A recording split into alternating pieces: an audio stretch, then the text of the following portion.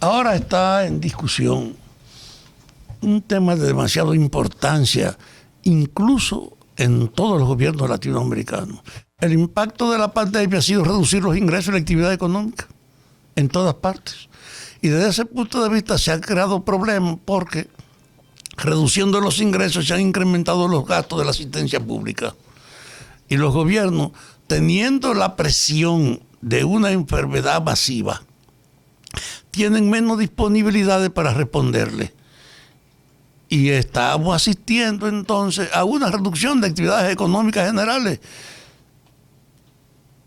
El virus ha obligado a tomar medidas precautorias internacionales y globales para el movimiento, para la acción. Y eso ha reducido el tránsito de mercancías, de productos, de pasajeros, de todo. Y ha reducido sobre todo los pequeños y medianos negocios que no resisten el impacto negativo que representa esta crisis. Y los gobiernos, todos los gobiernos, han estado actuando bajo una presión para la que no estaban preparadas, un incremento del gasto, una reducción de sus ingresos. Entonces todos están bajo la presión inmensa de ver cómo producen una reforma que le equilibre esa situación. Y no es fácil. Porque tú te preguntas, ¿y de dónde que salen la fuente de los ingresos del gobierno? Salen en todas partes de tres lugares. Salen del consumo, de las ganancias y de la propiedad. Esas son las tres fuentes de donde los gobiernos obtienen sus ingresos. Usted va a comprar a un supermercado y cuando le dan el papel donde consta lo que usted debe, le hacen una separación, el gasto general y lo que tiene de impuestos. La gente no se da cuenta de lo que paga de impuestos ni lo ve, solo ve el gasto general de lo que le costó lo que ha comprado. Pero en el fondo, los negocios administran una de las fuentes más grandes del gobierno, que es precisamente el control impositivo sobre la mayoría de lo que se consume. Entonces, el consumo es una fuente extraordinaria y especial para acumular recursos para el gobierno. El otro es la ganancia. Y con la ganancia el gobierno se encuentra frente a un hecho. Los que manejan la ganancia son los que la administran.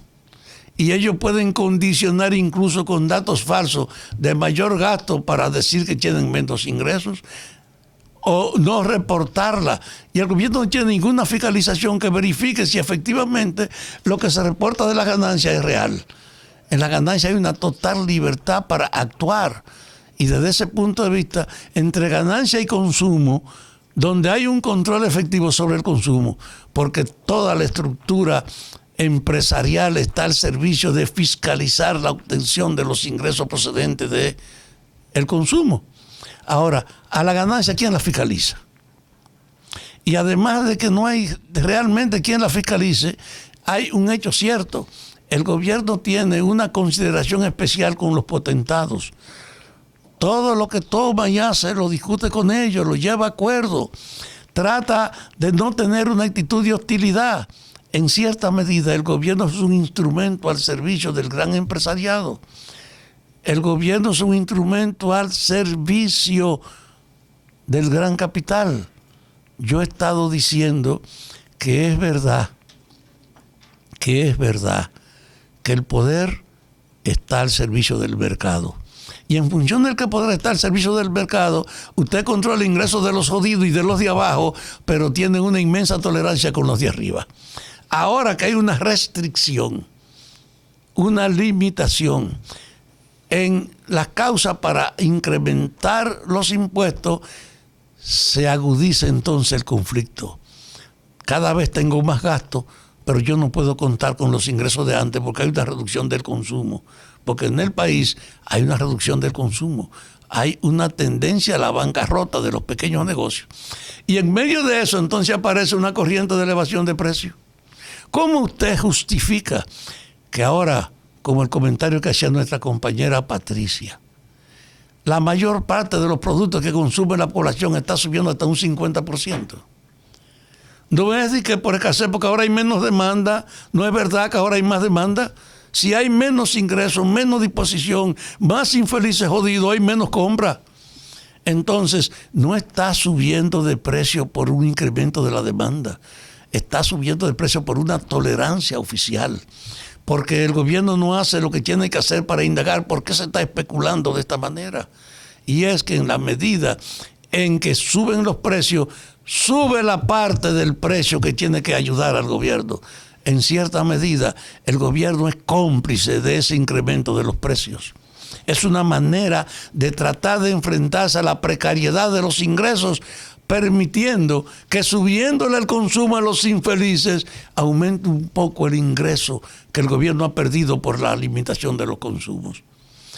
Y frente a la propiedad, a la ganancia, ninguna injerencia, ninguna intervención. Ese detalle de que la fuente del gobierno son el consumo, la ganancia y la propiedad, es bueno que la gente la tome en cuenta ahora, para que sepa que si se habla de una reforma, tiene que ser en función de decir, vamos a congelar los precios, los impuestos que se le imponen al consumo. Que diga el gobierno eso, no que va a incrementar por la izquierda el aumento de precios como una forma de tener más ingresos de parte de los que consumen. Es una manera criminal y no aparece asociada al gobierno. Están subiendo de precio y parece que es un problema solo del mercado. No es un problema solo del mercado, es también de la tolerancia oficial que en vista de que los gobiernos, los comercios cobren más, ellos puedan participar en la distribución en una mayor medida sin cargar con la cuava de que están subiendo impuestos. Entonces, ahora mismo hay que poner los ojos en esa actitud porque el gobierno no tiene una fiscalización sobre la ganancia ni sobre la propiedad. No está revisando efectivamente el cúmulo extraordinario de ganancias que en esta área especulativa se está produciendo. Y desde ese punto de vista, lo que estamos es consolidando el gobierno de una minoría que en nombre de controlar el volumen mayor del capital, tiene a este pueblo sometido. Y la gente desesperada porque consumimos niveles de consumo, oye, lo están reventando a la gente ahora con lo que le pasa. A mí me dijo un amigo vecino, yo gano 13,500 pesos, me dijo ayer. 13,500 pesos. Y nosotros teníamos medido hasta la parte que dedicamos a la compra de comida y me ha pasado un fenómeno. Hemos tenido que incrementar en la compra de la comida por los precios, el equivalente al 30% de lo que antes gastábamos. Pero yo no tengo a dónde ir a buscar esa diferencia. Yo no tengo a quién pedírsela. ¿Qué es lo que eso representa? Una limitación en mi familia de la comida. Comenzamos a pasar hambre teniendo trabajo. Ese mal general está ahí. Entonces, cuando el gobierno habla de una reforma fiscal, yo le digo, yo soy partidario de una reforma fiscal de la que hace falta en el país. Una reforma fiscal que ponga en primer plano que no se va a aumentar el pago del ingreso a los consumidores, que se le va a recongelar o a reducir, pero que no se le va a permitir que le cobren más. Pero el gobierno no puede controlar el volumen de producción que llega al mercado.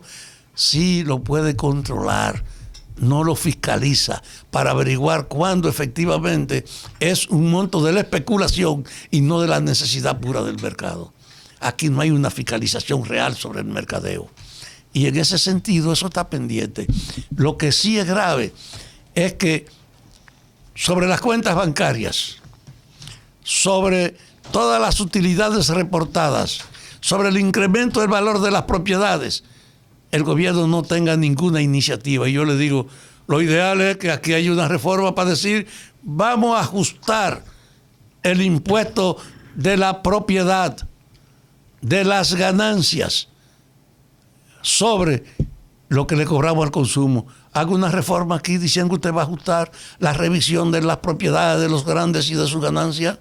Atrévase a hacer eso, pero no sea indiferente con lo que está pasando ahora, de que los precios están subiendo sin ninguna explicación que no sea la función especulativa misma y que el gobierno lo esté tolerando porque eso le reporta beneficio y no le cargue el dado a ellos. Yo quisiera que por eso, ahora que se habla de una reforma fiscal, los que son capaces de estar pensándola que no dejen de lado este aspecto, porque una de las características de esta época es que la gente entiende los problemas, es que la fuente de las decisiones no es tan monopolizada como antes por un equipo oficial o particular privilegiado. Ahora cualquiera puede entender la verdad de la economía, y en ese ámbito no es fácil meterle los bollos a la gente. Por eso, con la reforma fiscal tradicional, que incorporar cada vez más gente a que pague impuestos, al mismo tiempo que conservar los privilegios y las excepciones de los de arriba, por un tratamiento así fue que explotó Colombia. Porque no es verdad que en una crisis que afecta a la mayoría, tú puedes venir, bueno, el gobierno está gastando más y hay que conseguir más aportes de todo el mundo y hacerlo en una forma indiscriminada, donde la igualdad es un crimen, porque la diferencia es una realidad que no permite que usted la ignore para cargar el lado a los jodidos y las exenciones fiscales a los de arriba. En función de esa realidad que vivimos ahora, la paz pública tiene una exigencia. No se puede enfrentar la crisis económica y social con la visión tradicional. Ahora, si hay interés, hay que decirle a los poderosos, a los ricos, a los que tienen ganancias, a las grandes propiedades, ustedes tienen que pagar más. Ojalá este sea el espíritu efectivo de la reforma que el presidente estaba tratando, trancado en 2 días con su cuerpo administrativo.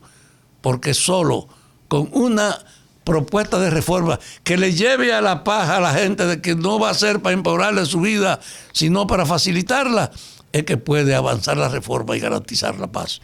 Ojalá sea ese el espíritu de la reforma. Gracias, Isidro.